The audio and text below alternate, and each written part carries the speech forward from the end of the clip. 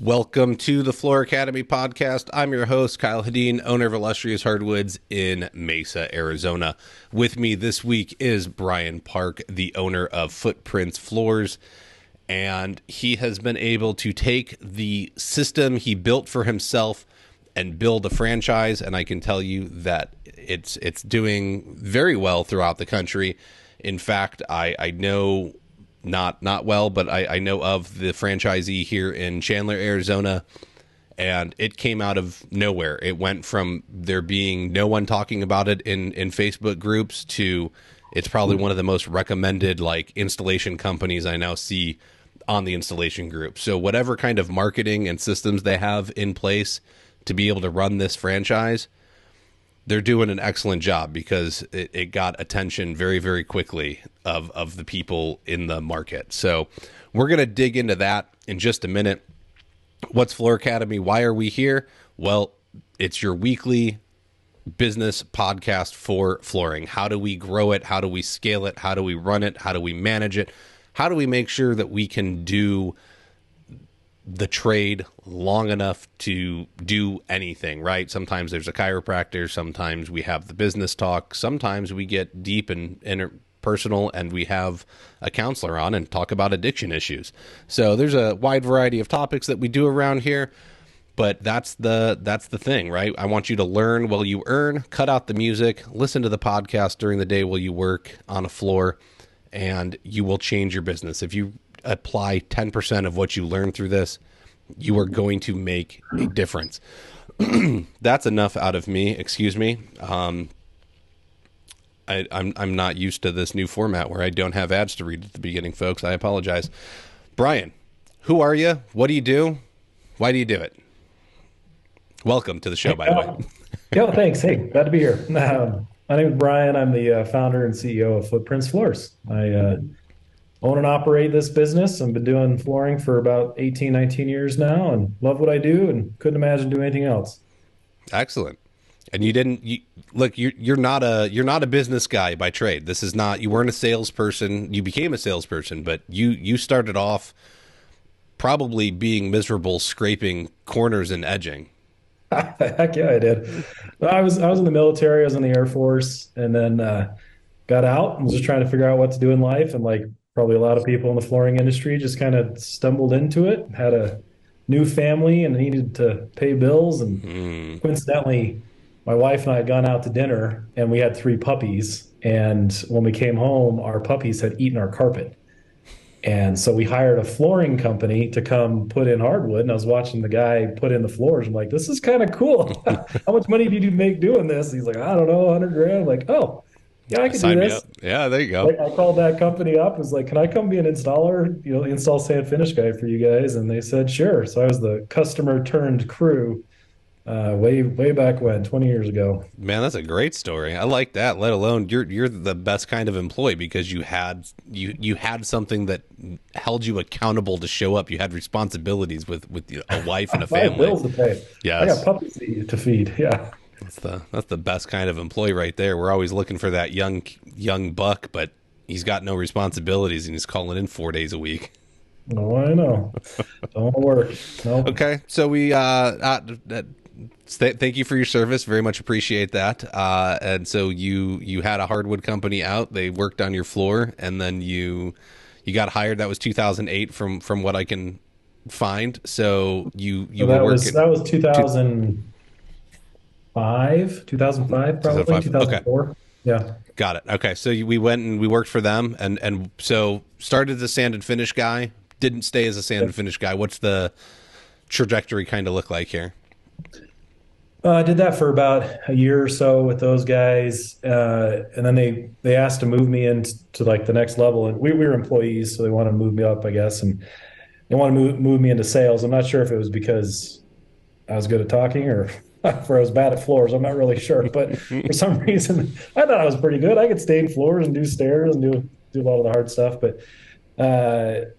Yeah, they moved me into sales from there, and then kind of a general manager role over the next few years, and then 2008 is when I started Footprints. Yep. Great time to start a new business. How'd that? Obviously, it's going well, but how did it go at the time? No, that's quite the story. So worked for those guys. Uh, they in 2008 they had overcommitted themselves all over the place, like a lot of flooring companies. They were way upside down. They stopped paying all their employees. We were asking crews, and I was the representation as the manager, so I was part of the asking, although I didn't like it. We were asking crews, hey, you got to finish this project this week so we can get the final payment from the homeowner, so I can pay you for your job from 3 months ago. That's how far back we were Oh on paying our man. crews. And I, of course, as the leader going down with the ship kind of mentality, I wasn't taking a paycheck. I didn't take a paycheck for 7 months that year in 2008 because I wanted to always get my crews paid. They earn their money. Let's get them paid, and I'll get caught up later, thinking these Wow. guys are going to have my back. And then in November of '08, so we're talking recession. I have a 2 year old, an 8 month pregnant wife. I'm $40,000 in credit card debt because I hadn't been getting paid for the last 7 months. Oh, They sat me down at an Arby's of all places and didn't even buy me a roast beef sandwich or anything and let me go and said, wow. we're not going to pay you. I'm like, what the heck? You owe me all this money. They said, good luck.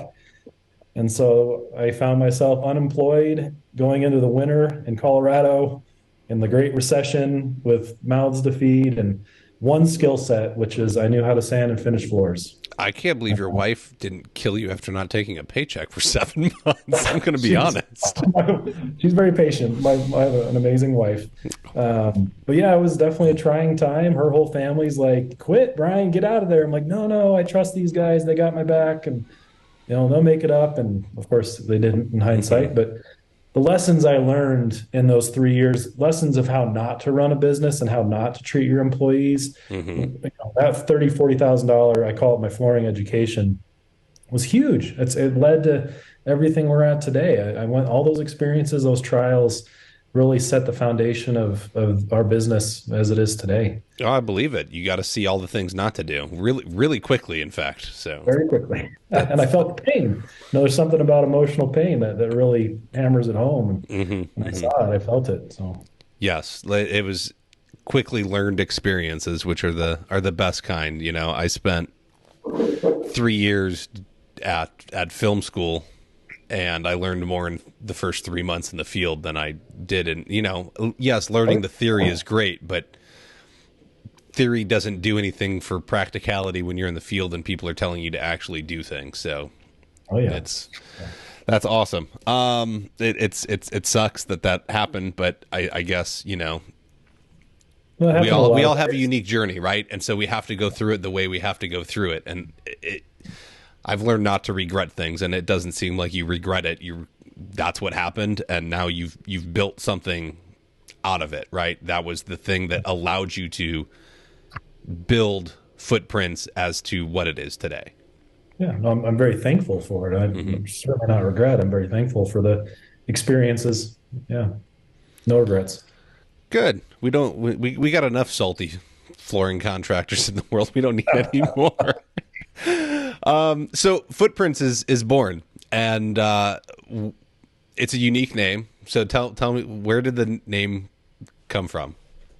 We're Christians. There's a Christian poem called "Footprints in the Sand," and that's really what it was. I mean, it's true. It was true then. The poem's about God carrying you through your trials, and it was true then as we were going through Hmm. the trials of getting laid off and starting a business in a recession, and it's still true to this day. And He's faithful. Yeah. I believe it. I was there. I almost lost my house in 2010, I want to say, and a job came out of nowhere. Was able to pay off all the back owed money I Oh had, yeah. and then at the end of that 6 weeks, maybe it extended an extra week and went 7 weeks. I was completely broke again, but didn't lose my house. The foreclosure demand went away because it all got paid. So been there. Definitely get that story. So what is it that makes Footprints so special in your opinion? Like I said, I know of the local guy down here, and it really seemed to have come out of nowhere. But you're now able to franchise this model you've built. So what is it that you think is so special that makes it franchisable? Um, some of this might sound a little cliche, but at the core of it all, we really start with the customer. We put their needs first, and I guess, kind of getting into the nuts and bolts of it, we're not a mobile showroom. We don't sell material. We're really installers. We sell labor. That's what we do. Hmm. And so how we're unique from other national models is they're all into selling material, and then labor is kind of an afterthought. And you just go find a sub and you cross your fingers and hope for the best. We came at it the exact opposite. We get men and women and teach them about flooring. We put them through 4 weeks of extensive flooring training, and they really come out. Uh, well, one, they're certified in a lot of different ways, but they come out as experts. And then we spend the next years teaching them. And we're not teaching our franchisees how to do the floors per se. They're not going to be in there physically scraping and running an edger and getting the proper angles and techniques. We're teaching them how to manage job sites and how to take care of customers, how to hold crews accountable to standards, how to read instructions. It's just a novel idea. Oh my goodness. Like, oh, you No, can't just use whatever trowel you want on this glue down. Like, no, the product calls for a specific trowel. You should and it's in Spanish too. Like, come on. Anyway, so we teach all of our franchisees how to be contractors and how to operate job sites as GCs.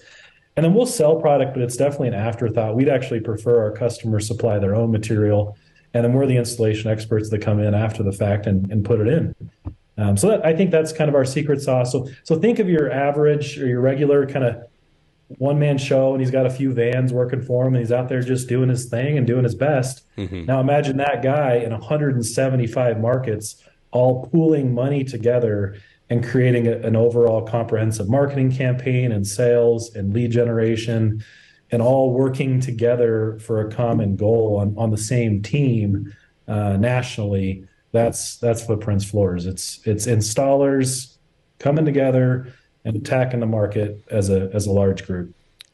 Well, that's definitely something that's needed in this field for sure. There's too much closed mindset, not a growth mindset. You're my competition. You're stealing work from me, as opposed to how do we come at this together and make it successful. I also love that you're talking about soft skills, and that's what's going to make you successful, because we all know, and audience, that I insult myself when we say these things, because I fail at a lot of it too. Contractors generally really suck at soft skills. They suck at communicating. They suck at showing up on time. Their appearance isn't always great, right? There's the stereotypical contractor for a reason, and it's when they're opening their van door and a week's worth of fast food stuff and cigarette packs fall out, and then the dash is littered with who knows what kind of receipts and paperwork, because why would we have a bookkeeper and keep our stuff organized, right? We'll clean that all out at the end of the year and put it in an envelope and hope our taxes go well. So you're talking about these very, very simple ideas that sadly should be the standard, and yet the bar is so low in this industry that you can step over it just by answering your phone, following up, showing up on time. Like, how fast did you realize that those were keys to your success? Oh, like practically day one. In fact, I was the customer turned crew, Hmm. and my first day when I was supposed to, like, I know nothing. I was in the Air Force. Like, we learned how to show up on time, and that was the extent of my flooring knowledge. And my first day of training, my trainer didn't show up. So they proceeded to teach me how to do floors over the phone. And nobody came to see my job site for like 2 weeks. I was like and this way before YouTube, right? And Oh man. smartphones. There was no camera phones. There was nothing. This is them telling me how to edge over the phone. And the guy finally shows up 2 weeks later, and I'll never forget. He walks in. He's like, "What the heck's going on? It looks like a bear's been wrestling a chain in here." Like, Okay, time. probably has. I don't know what I'm doing. And so but that's my story to say, like, that's the flooring industry, and it's fairly common and so from there, just to continue to grow, and I was self-taught in a lot of ways, and then learned a lot of techniques. But yeah, the flooring industry struggles. And so right then I learned the bar in this industry is crazy low. And if you show up and you do what you say you're going to do, you can be successful at doing this. And for 20 years and 20,000 estimates, I've had customers ask me, what's so special about footprints? Why you? Why should I go with you? These are all the different kind of questions, Mm-hmm. customers ask. My answer is always, we do floors. We don't do anything magical. We'll mess up. I've broken glass doors. You name it, I've done it. Yep. But here's how we're different. I'm going to show up and I'm going to call you back and I'm going to do what I said I was going to do and I'm going to fulfill this contract. No matter, I'm not saying on my first try, it may take me 3 or 4 tries, but I'm going to keep coming back until we get this thing right. If I got to resand a floor, I'll resand a floor. And that mentality is such a differentiator Mm-hmm. in this industry. To say I'm going to show up and I'm going to call you back. It seems so low. It seems so easy. It's a really easy statement. I'm going to show up, but for some reason, it's so difficult for so many. I've seen it for years, and I, that's really what we end up being at Footprints. We're kind of what we call ourselves adult babysitters. Maybe that's a little rude at times, but we no, just it's hold people accountable. Like just show up. Well, my alarm clock didn't work, so then we're their alarm clock. We call people in the morning, like, "Hey, you going?" We teach people how to run bank accounts. We mm-hmm. teach people how to it's this amazing thing where they only put $5 of gas in their car every day, and then I have to go to the gas station every day. It's like, why don't you just fill up your whole tank? Why, you don't have to waste a half hour going to the gas station every day. Just like, why don't you buy all of the finish and stain for this week's work in one time so you don't have to go back to the vendor twice a day Mm-hmm. and lose out on 4 hours of work when you're doing it. So it's these kind of processes just helping people think. It's what comes so obvious, I would assume, to you and to myself, right? You're stealing my secret sauce over here is what you're doing, Oh, or I'm sorry. stealing yours. I'll But stop talking. no. That's it. It's funny because that was exactly what I realized is I will go, and I've won projects because I was the only one to send an estimate. I was the only one to show up on time, right? I was the only one to call and say, "Hey, I'm on my way for our appointment in 45 minutes." Yeah. Like, oh my You goodness, he's leave communicating. voicemails. Why is leaving a voicemail so difficult? Oh, I called that customer. She says you didn't. I did. Did you leave a voicemail? Well, no. Well, then you don't get credit Correct. for the It's call. it. I get I'll text if I'm going to be 5 minutes late. If I'm going to be a minute late, I will text the client on the way saying, "Hey, I'm going to be a minute late." Because if I tell you I'm going to be there at 7 a.m., I'm going to be there at 7 a.m. Yeah. Things Yeah. happen. I get it. But then it's a minute, Kyle. Why are you doing that? Because I'm going to be late. I have to communicate with you. That's what I told you that makes this company different is that we will communicate. We will be open about the process. We don't have anything to hide. There's no reason for us not to be able to provide this high level of service we promised you, let alone charge for. So, if you're going to be the expensive guy in the market, then you better have something to deliver and stand behind. But that's all the same things, especially with materials.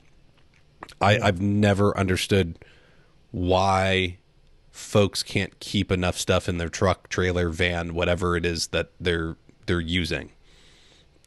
I shouldn't have to run Yeah. to the store 3 times during a job. I should know and this is me. This is why I like selling my own projects and never did the subcontractor thing, is because I know what I'm walking into. So everything's purchased beforehand. And if something weird comes up, I get it, right? I have to self level the floor. That's a change order, right? But I'm going to have plastic in the van to lay down under LVP. I'm going to have enough caulk to get the project done. If I know there's toilets, I'm going to have the wax ring so I don't have to run out last minute and buy them. Let alone I can buy a whole box at once when you're charging appropriately. Buy the whole dang box. Buy 20 of them. You're going to go through them in a year. It's not wasted money, and you might even be able to convince the people at the store to give you a better deal. Ask for 10% off. You're buying 20 at once. They'll probably do it. Now you saved money and you're more profitable. So you're taught I'm 100% on board with you on all of this, and I'm assuming that behind the franchise model that you've built this is what you do, right? It's documented somewhere that this is how you attack the project or the problem to solve, and you have to be able to do these things, otherwise it becomes more difficult to accomplish. Oh, for sure. Yeah, I would say the backbone of our business is this concept or mentality of we're looking for a 1-to-1 say to do ratio. If you say you're going to do it, then you do it 100% of the time. And a lot of our training is expectation setting, and that's a terminology everybody's probably heard of. But how that relates to the 1-to-1 say to do is you get to determine what you're saying, and then you get to fulfill it later. It's like you get to write your own tests and then go fill in the test answers later. So, like your example of, hey, I'm going to be there at 7 o'clock sharp, and then at 7:01 you have to text because of your 1-to-1 say to do ratio. We teach our guys create windows, create bullseyes. Instead of saying 7 a.m. sharp, say I'll be there between 7 and 8. And so that when you do show up at 7:05, you're within your window and the customer's fine, and you still fulfilled your expectation that you had set earlier. So it's creating bullseyes and set. That's what expectation setting is, right? So that's a lot of what we teach is just put customers and put yourself and your crews in the right spots to be successful. We teach on this bullseye, and your goal is to hit the bullseye, like a dartboard, right? Throw the dart, hit the bullseye. Bullseye represents I got paid in full, I had a happy customer, they gave me a 5-star review, whatever it is, and you're trying to get a 5-star, a bullseye on every single job. Well, expectation setting is you widening that bullseye and making it bigger and bigger so you have a bigger and easier target to hit to be successful. Well, just, hey, we'll be there between 7 and 9 a.m. Hey, we don't do anything at 7 a.m. here in Denver. It's too cold. But in Arizona, you guys are showing up at 6 o'clock in the morning. And in some places, for me, it was the kids, right? It made sense to me to be the guy that showed up at 10 a.m. and work until 6. So it was, I can be home by the time they finish school. So, traffic, the people I worked for, I didn't like that they started at 8 a.m. It was very inconvenient and made the travel longer. Yeah. And I was like, okay, so we could push later, which doesn't make sense. I'm picky, 7 a.m. My clients, I get like 2 clients a year that are like, man, it's kind of early. Can you do 7:30? I'm like, all right. You sit in their driveway for a half hour. I've been there. So, but no, I like what you're saying here. So you're talking about, which isn't really a concept that I think has come up on the show before, of, I don't think it's just setting windows, but you're talking about making the bullseye bigger by not being so specific. We're setting expectations, right? Which I guess floor prep would be something that probably doesn't have the expectations set properly a lot of time, in that all of a sudden you're going to somebody with a $10,000 change order to flatten their floor, and they're like, well, you didn't tell us that this was a possibility. I did. Yeah. We went over it extensively. You just weren't listening to it, right? So what other things can we look at besides when to show up or floor prep? Like, what are some things that you are working on making that bullseye bigger so that we can better handle our clients? Job length. How long is this job going to take? In my head, I'm going, hey, it's going to be like 4 days, but I don't tell them 4 days. I tell them 4 to 6 days. And I buy myself a couple extra days, not so I can go waste my time, but just, it's construction. Things happen. Life happens. Flat tires, you name it. Power goes out. You miss a half day or big machine, whatever. So job length, really walkthroughs and stuff at the end. That seems to be a big one with customers. Is, hey, we're gonna put down that final coat, but that doesn't mean we're done. There's always punch lists. There's always something. There's gonna be a hair, debris, something's wrong, a puddle. Ideally, we're perfect, but we're not. And so we're gonna come back and do a walkthrough. Don't freak out. We'll take care of whatever it is in the walkthrough. We'll put your furniture back, and we're done. Just that eliminates that potential chaos at the end of a project when people are like, you said you were going to be done. It's like, no, we just put the final coat down. We still have punch lists to do. Baseboards, dust, furniture, all of these things that we interact with constantly. You don't tell, and hopefully everybody listening has kind of learned this over time, but you don't tell customers there won't be any dust.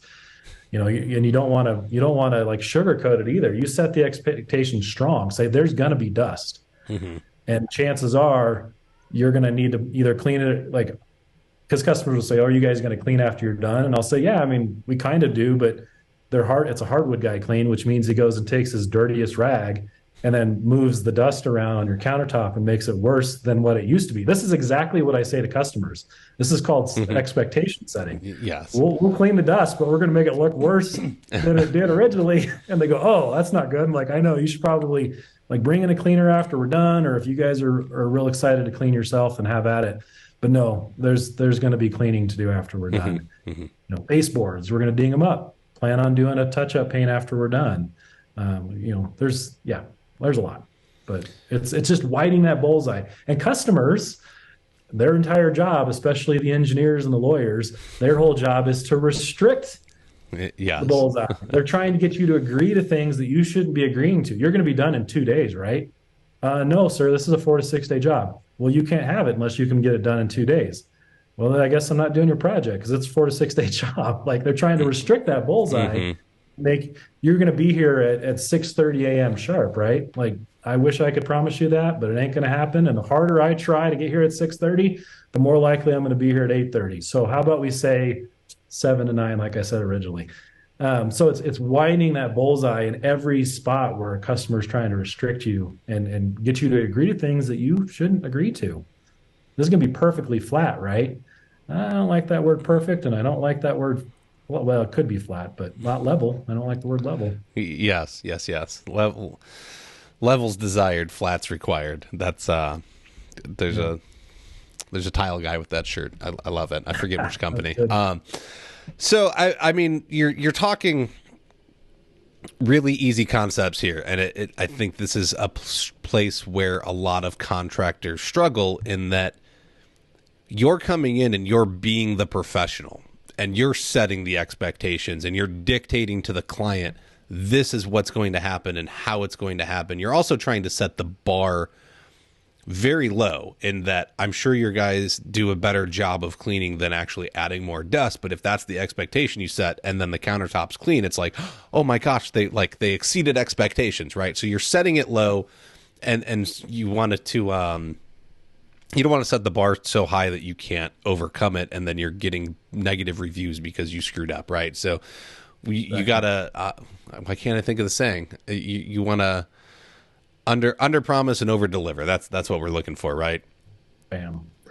Yeah, and I think the main issue that I see because I've interacted with hardwood guys for a lot of years. I'm on the NWFA board, and I've been part of all these committees for years. I'm certified in a lot, so I see it all. Now we have franchises around the country. I talk to them constantly, and the biggest issue I see is 10-minute estimates. And I think that might be the easiest place for flooring contractors to start is do our estimates are 45 minutes to 60 minutes, if not longer. We're doing hour-long estimates. And is it because Hmm. we just love talking? No. Is it because we're really, really terrible with a measuring tape or laser? No. I can measure a house in 4 minutes.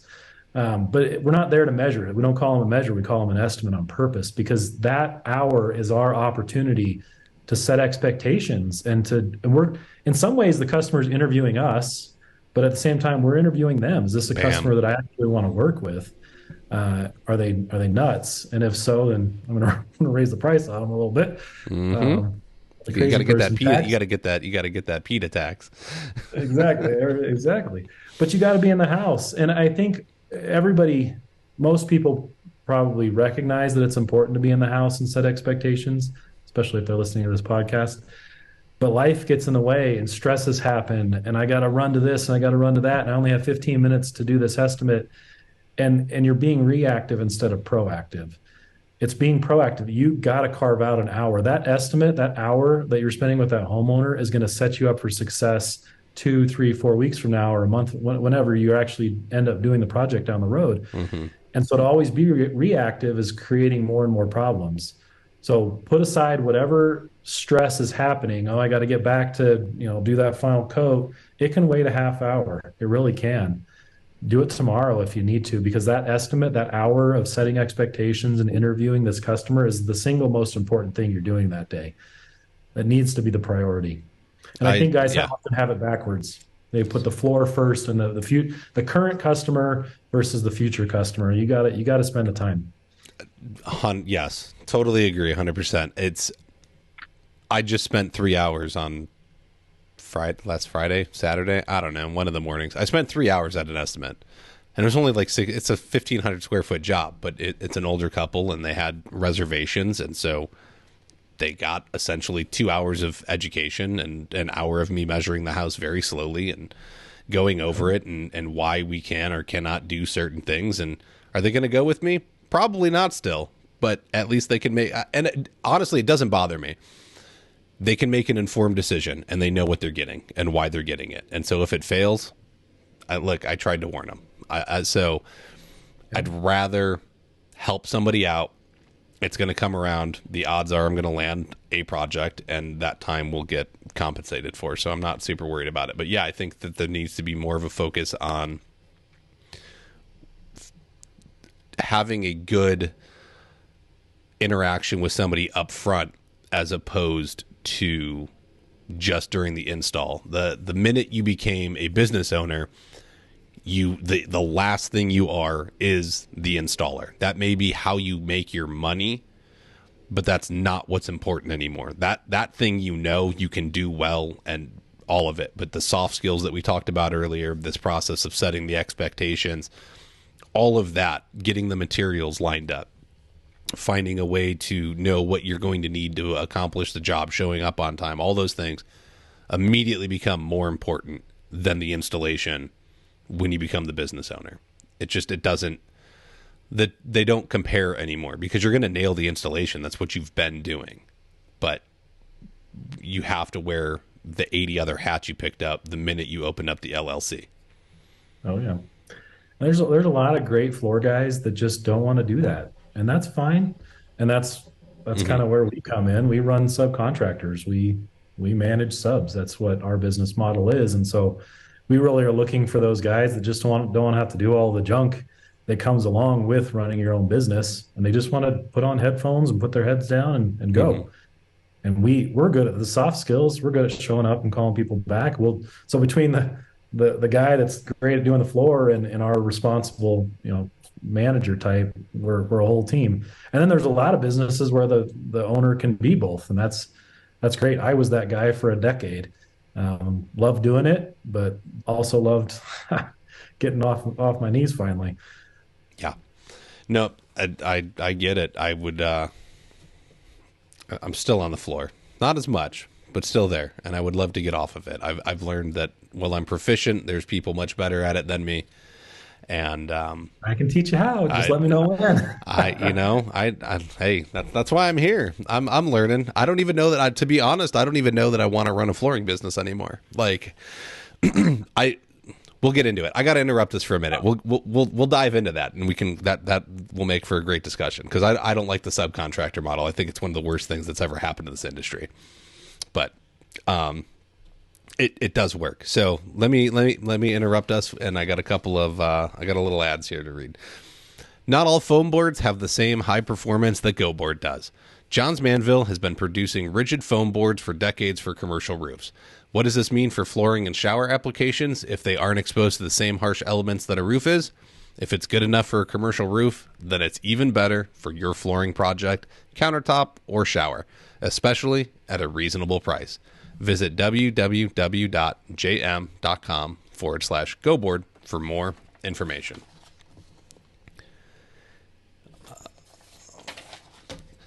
Introducing the ultimate solution for flooring contractors, a cloud-based virtual estimating software. Get accurate and detailed estimates in minutes without ever leaving the job site. Oh my God, what is wrong with me the past 2 days? I apologize, folks. Get accurate and detailed estimates in minutes without ever leaving the job site or even the office. With features like real-time collaboration, project management tools, and automatic material calculations, you'll have the information you need to close deals faster and more efficiently than ever before. Try it today and experience the future of flooring estimating. Check out the link in the show notes to demo the program or visit estimates.flooracademypod.com. Make sure you set up an account so you can access the full front end features. Otherwise, you won't be able. It's limiting without setting up an account. All you got to do is put in an email, put in a garbage email for me if you want, but then you can play with the whole software and see what's up. It's actually pretty cool. All right, Brian. So we're talking people management, which is where I think that's actually where a lot of contractors struggle, is that we refuse to give up the art behind it, right? No one can do it as well as me. No one's going to get it right. And so that's why I get it. The subcontractor model works really great. Generally, if someone's trying to run their own business and hustling like they're going to do it, I like employees, but at the end of the day, no matter what, we have to manage people. And so you've put things in place to better manage the crews.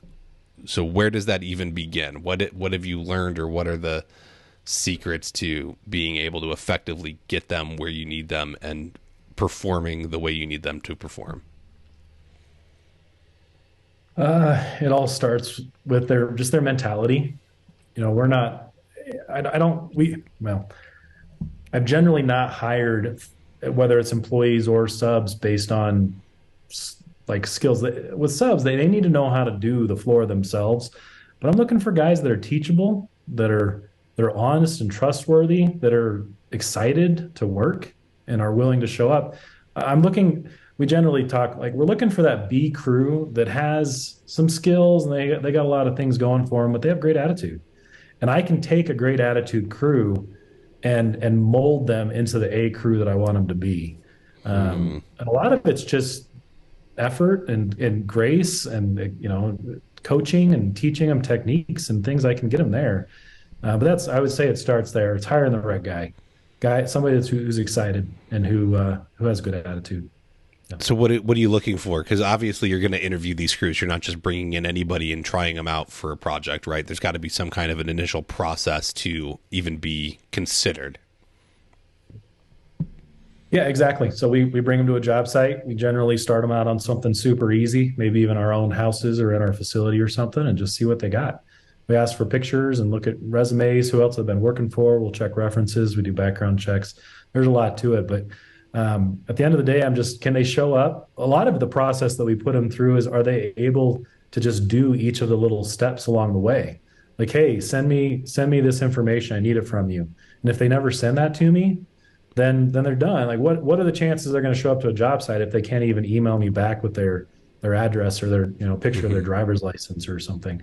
So we put them through little steps to see if they're going to check the boxes in order to show up. And in the markets that we've gone into, we've really created a kind of a reputation of like, this is the place you want to work because you make good money. These people are fair. They don't yell at me. We pay people weekly. We don't mess around with money. We give clean work orders. So it's not, we get a lot of phone calls from guys looking for work very often. In Denver, where I started the business, we probably get 20 to 30 phone calls a week from guys looking for work. We run 50 crews a day in Denver. Wow. And it's a lot. We got a lot of moving parts and a lot of good systems, but it's a good place for people to be. And it all starts with making sure you hire the right people.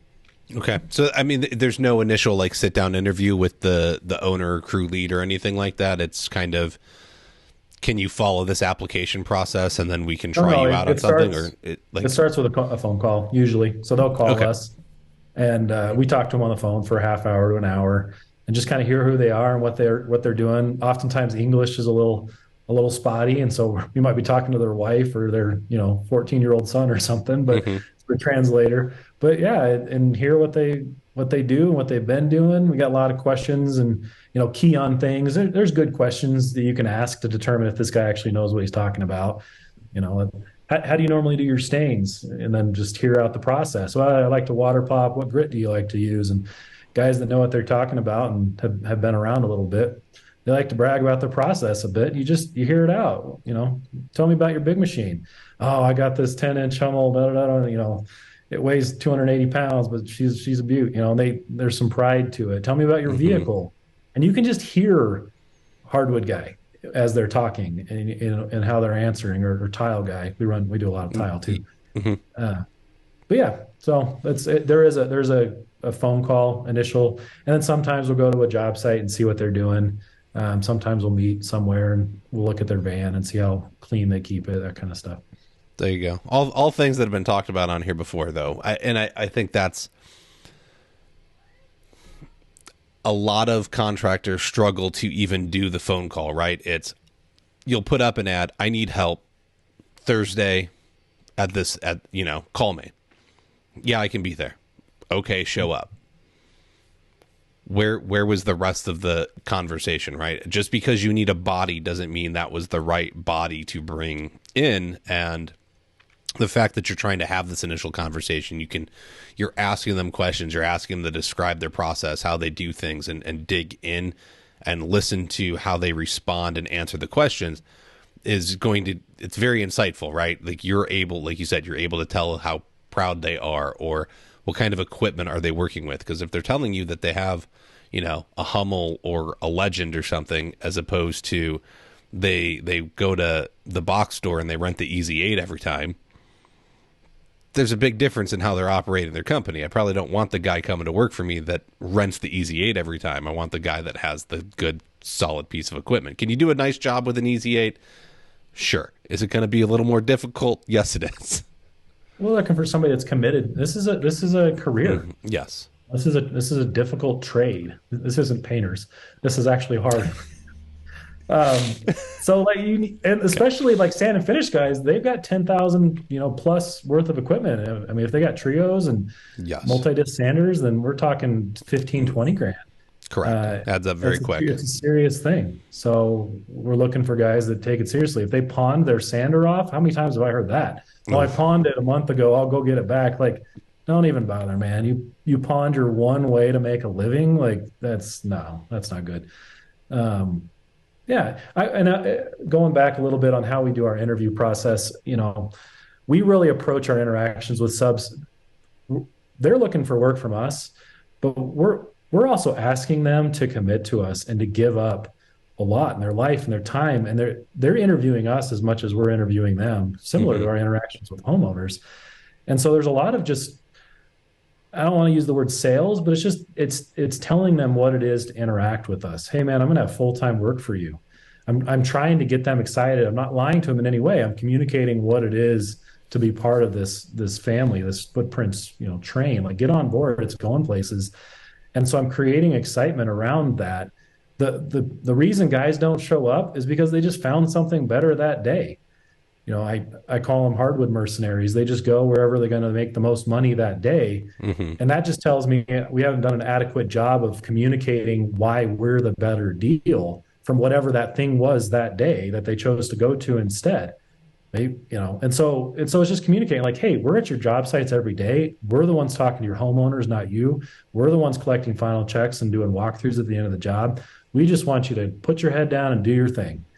And I'm fair. I haven't yelled at a crew in 20 years. There's no reason to. No. You're just kind. You treat them like people because they're great guys. But you gotta approach it that way instead of just show up on Thursday and make me money.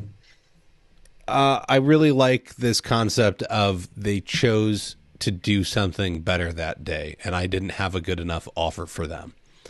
So that could be the mercenary mindset. Do you think that's the mindset of the younger kids we try and hire that want to call in, right? We talked before we got on about people are unreliable and it's hard to hire and whatnot, but even at the beginning, like you had responsibilities, right? You had a reason you had to go to work. You had to be able to pay the bill. You had to support your wife, the puppies, the kids, all that fun stuff.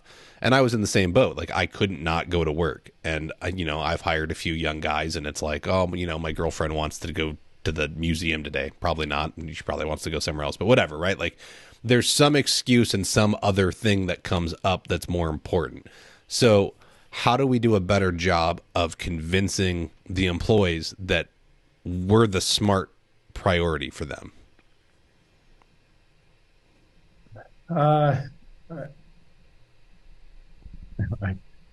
It's hiring the right guys. I say, I mean, integrity is a hard thing to identify in people. Just you said you're going to show up, you got to show up. If you weren't going to show up, then don't say you're going to show up. And it's really hard to identify that. It's really hard to instill it into people, especially later in life. I'm not sure there's things I can say or do to communicate and instill integrity into somebody. You said you're going to do it, so you do it. So it's a little tricky to answer your question. I mean, if there was a way to control it, it would be to create just an overall package to make it more attractive for them to show up that day. But I don't really want to have to always use the carrot to get people to do what they say they're going to do. They should do it just because. Period. Well, correct, but you've already created a package, right? You've created an environment where they can come in and they get a solid amount of work from you. They're treated well and respectfully. There's other there's a reason that I want to go work at your place as opposed to the other retailer down the street, right? And so I have a like thousand that, I thoughts. guess that's kind of what I'm looking for, right? Is you've put something together that meets expectations. I think when I talk about it a lot, and like I would prefer to have employees as instead of subcontractors because I want to control more of the process. You know, benefits aren't as expensive as people think. And so that's something that I would add in, right? I can get you a 401k match. What does it look like to actually be able to get you dental or a week or two paid vacation, right? We can start doing these little things that most construction companies aren't doing to build a better offer. And some of that's going to come in, we've already kind of talked about how you interview people and find the people that are going to talk passionately or have a growth mindset that you want to find. And now I can entice them with these other add-ons to continue to come around. And so I think that's what I'm kind of looking for, is what is the thing you've built that attracts them in once you've identified the right person to keep them there, right? You don't want to dangle the carrot and like have to do it, but it's just an initial offer, I guess. And then they find it and they're like, okay, I can keep going after this thing because they actually deliver on what they say. Maybe that's it. A lot of contractors aren't going to deliver on the promises. I know what you're getting at now. So it's an interesting thing that happens, and this is a topic of discussion in a lot of white collar environments, but doesn't really come out in the blue collar world very much, which is they do these surveys where they interview and survey employees. And the question is, what's the most important thing for you at your job? And everyone thinks on the surface, the answer is, well, that I make a lot of money. And people listening to that or listening here might have thought that, well, I want to make a lot of money. What comes out of those surveys, though, when they actually ask the questions, is salary and money ends up like sixth or seventh on the list, which is surprising. It's like, I thought salary was everything about doing a particular job, or price per foot in our world, potentially, if it's piece rate or hourly rate or something like that. And oftentimes employees, as they're interviewing for a job, that's the only thing they care about too. Like, how much are you going to pay me? That's the first question I always get every single time on the phone, is how much does this job pay? And the reality is, though, pay ends up being like seventh on the list. And it's all these kind of touchy-feely things that are the first six things on the list. It's, do I feel respected? Do I like my coworkers? Do I like my boss? Do I like the culture that I'm in? Does it sound like or feel like my opinion matters? And these are all things that essentially cost us no money. It's just creating a culture and a leadership standpoint, and just kind of an employee-employer, a subcontractor relationship that really pushes into those things and creates a very healthy environment. And then pay ends up being seventh on the list, and that's great. But this is the kind of work environment people want to stick in. And this is why they show up and why they keep coming back, and why we've had crews that have been with us for 14 years now. Is just it's all of those other intangibles. And so when that job comes along that might pay them another 25 cents a foot, they're like, yeah, but I love what I got going on here. My boss never yells at me. He respects me.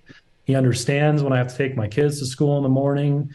Like whatever it is, it's all these other little, and we those are free. We get to control those. It doesn't have to be new benefits. It could just be creating a work environment that really respects them.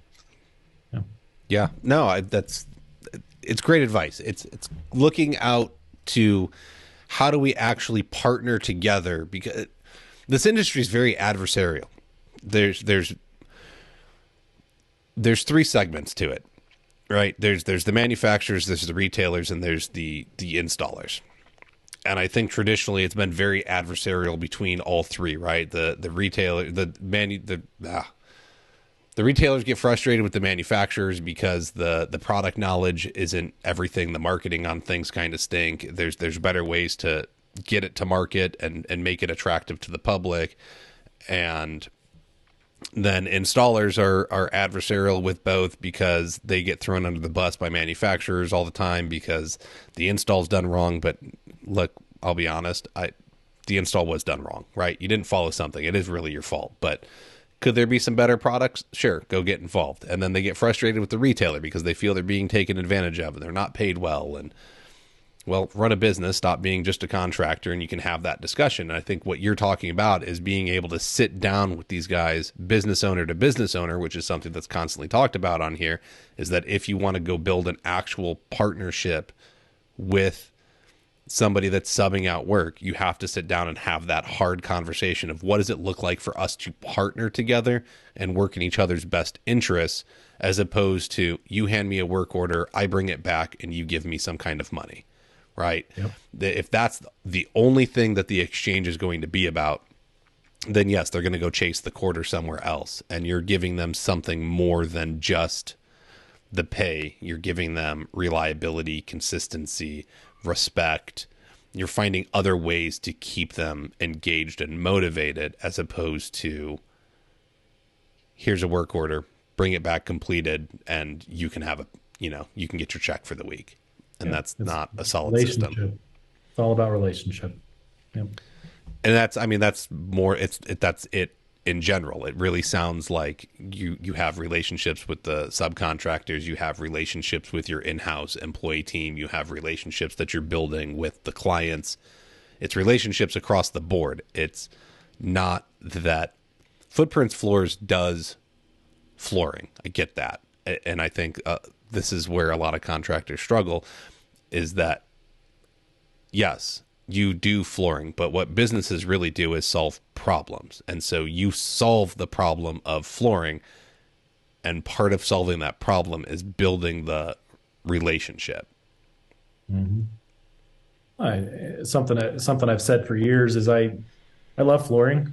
It's been a great vehicle for me to feed my family, and it's been an amazing lifestyle and made good money. But I love running a business. That's what I actually love doing. And flooring just ended up being the means to do that. I love mentoring and coaching people. I love, solving issues in people's home and giving them a better product and a better life. Flooring has a lot of impact on it. And so, yeah, I wouldn't trade it for anything for sure, but it is about something a little bigger than just the actual, like, look how good my corners look.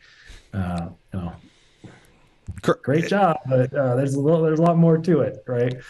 Well, there was a time and a place, right? There was a time at the beginning. You talked about it, right? You were on a job for 2 weeks and absolutely demolished the edges of the floor because you didn't know how to edge, right? There was a time and a place when it was about the floor.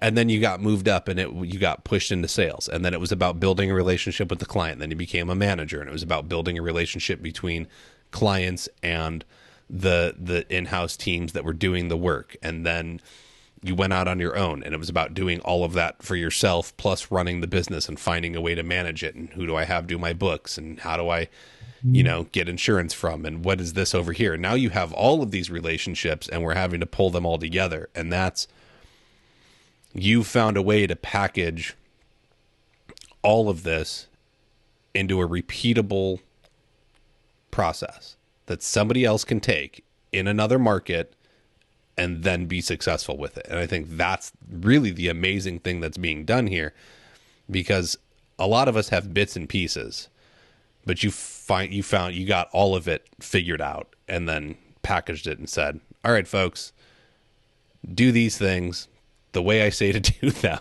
and you too can, exactly. you can make it work. We know how to market, so we figured out how to market.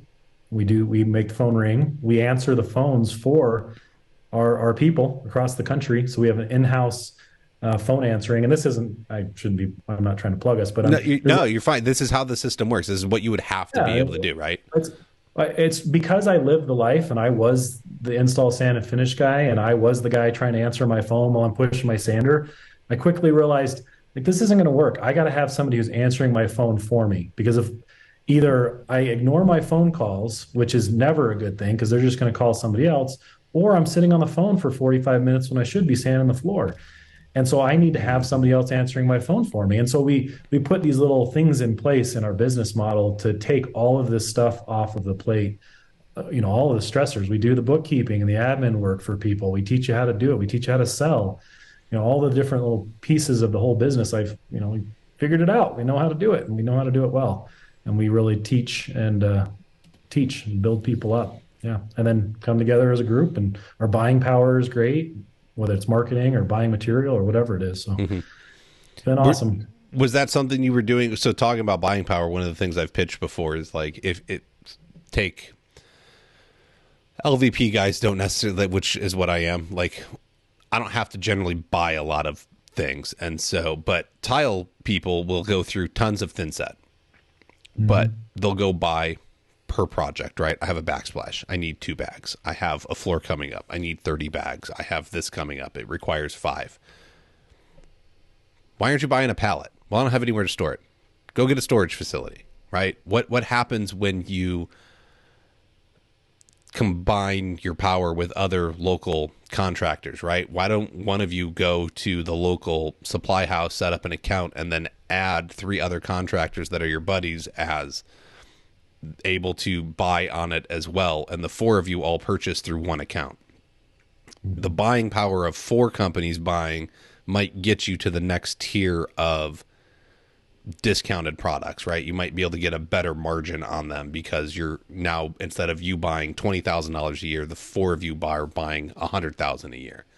And that's going to make the difference to get you better buying power, which when you're going up and bidding against everyone else in your area, maybe $5 a bag makes a difference. I Oh, have yeah. no idea, right? I mean, I do know, but the point is that what kind of edge can you give yourself? So before you even started having all of the franchisees be able to collectively have buying power, were you doing anything like what I'm talking about beforehand? Oh, all the time. Anything we can do to maximize the dollar. And I would say, just to piggyback on what you're saying, it really starts with a relationship with reps. I think the average floor guy doesn't take advantage of it. I mean, all of these huge Mm-hmm. manufacturers and distributors have reps whose full-time job is to talk to you. Take Yes. advantage of that. Yeah, and it's there's they'll do favors for you. They'll get you stuff. They'll get you free product. They'll come to job sites and help you Mm-hmm. do things, and they'll answer your phone calls. I mean, the number of times we call our reps just to ask, like, "Hey, we got kills all over this floor. Is your glue going to stick to it, or do we got a problem? Do we got to, just like little Yes. things, like, oh no, yeah, it can go right over that. It's okay, great. Well, that saves me having to grind it all off. So thanks. Just tap into your reps, tap push into all of that. They would love to talk to them. I hear all the time from our reps, like, yeah, you're the only ones that ever talk to us. I'm like, I know.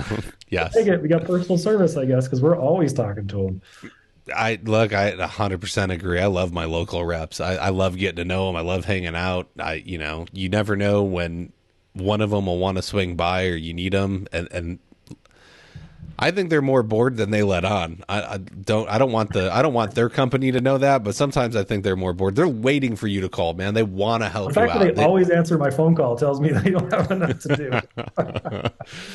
They do. They got to be out selling. They got to be out I educating. They got events to do and whatnot. I get it. It depends on how big their territory is, but yeah, you're 100% correct. If you're not building relationships with your local reps to better understand your products, having them out for job starts to test a product or anything like that, you are 100% missing out on a easy opportunity to not only make yourself more knowledgeable, but to have a partner that's going to help you be more successful. And pro tip, if they are on your job site doing a job start with you, they are liable for it because they are okaying everything you are doing. So have them out, because if something goes wrong with that job, if you're pouring self level, you're using a new thin set, you want to use a new stain, if they are there, or a new finish, whatever, if they're there and they're okaying what's happening, that falls back on them, right? So now you've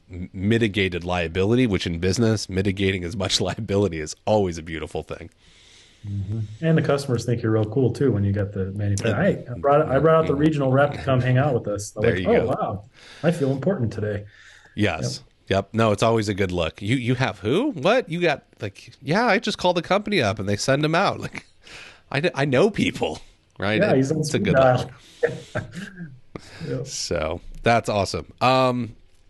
I know you have an engagement coming up that we need to get you to, so I want to be respectful of your time. We're at about time. Is there something we didn't hit on that, like, really helped you build this model out that we didn't hit on, that's made it successful and move forward and repeatable for other contractors that have bought into it? Um,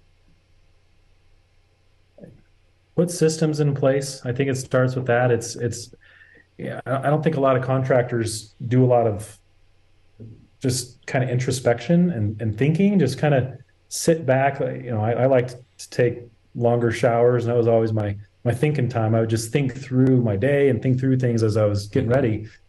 And it's being proactive, it's putting systems, it's what identifying choke points. That's something we talk about a lot in our business model. What's preventing a particular, like a franchise, which looks an awful lot like you're a flooring contractor in a given market. So the listeners here, what's keeping you from growing your business beyond what it is today? Is it I don't have enough leads? I don't have enough estimates coming in? Okay, then start thinking about what marketing looks like. How do I get more business?